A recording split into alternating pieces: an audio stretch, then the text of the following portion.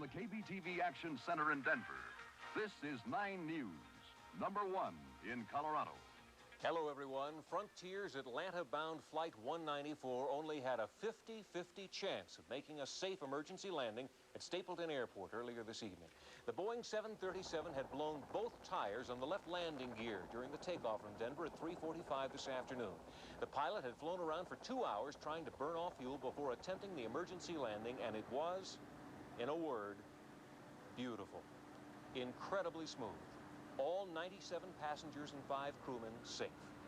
Ken Schreiner and photographer Butch Montoya were on the runway at Stapleton seconds after the aircraft touched down. As the crippled Boeing 737 came in, the problem became easy to see. The tires on the right, the jet's left landing gear, are deflated, blown out upon takeoff from Stapleton nearly 2 hours earlier. As the plane came to rest, emergency vehicles rushed to the scene. There was fear that sparks from the bare metal landing gear scraping the runway could touch off leaking fuel. Up close, you see what was left of the wheel after a 100-mile-an-hour drag across several thousand feet of hot concrete. While mechanics and firefighters moved in to secure the plane, pilot Ernest Cook explained how the blowout happened. On the takeoff roll, we had initiated rotation. The nose gear came off, and the airplane was beginning to fly.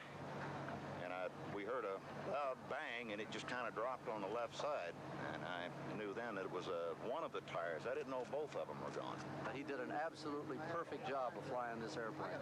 And I'm sure any one of the other captains that we have flying with us would have done equally as sound a job. But he's the one that had to do it, and he did a beautiful job. Thank you. Congratulations. Appreciate it.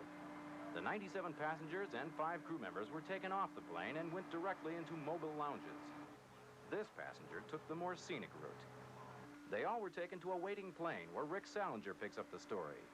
Anxious relatives watched on as the still shaking yet greatly relieved passengers transferred to Delta Flight 1170, Atlanta bound. A few elected to get off in Denver, enough flying, they said, for one day. Among them, a nervous young boy with a blood pressure gauge on his arm. Those on board knew from the start that something was wrong during the takeoff. It was a loud sound as if we had hit something, and as if we'd hit something. And then right directly after that, it was a big, and it sounded like a flat tire. Immediately, I said, did we have a flat tire? She says a cockpit crew member went to the back of the plane to survey damage. How did the people on board react to the terrifying situation? They were real quiet, and they took it calmly. Everybody was kind of tight-lipped for a while. It was a white knuckler for a long time. And he says 5 minutes into the flight, they were told what had happened. 2 hours later, the tense landing. When it rode to a stop, they told us to put our heads down and to grab our legs, and then they kept yelling to keep your head down, and that frightened us because I'm sure they meant it as a safety precaution, but the more they said, keep your head down, we thought something had gone wrong, and a lot of the passengers said the same thing. Finally, the plane came to a halt with a cheer. Delta Airlines would not allow the media on board their plane to talk with the passengers who had transferred, so we purchased tickets to Atlanta and got on. The passengers we spoke with were frightened by the experience, yet grateful.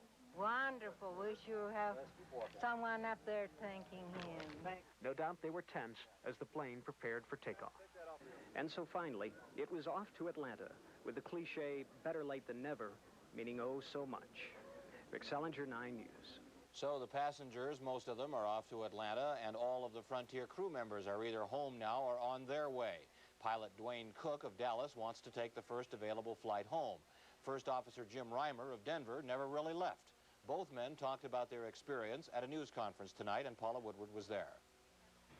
They called it a routine landing after they'd had a chance to think about it, said First Officer Jim Reimer. I told them I'd seen rougher landings in strong winds, so it really wasn't too dramatic. The plane came in low for the landing, Pilot Cook saying he'd never had a problem like this before, but that the long hours in the training simulator paid off.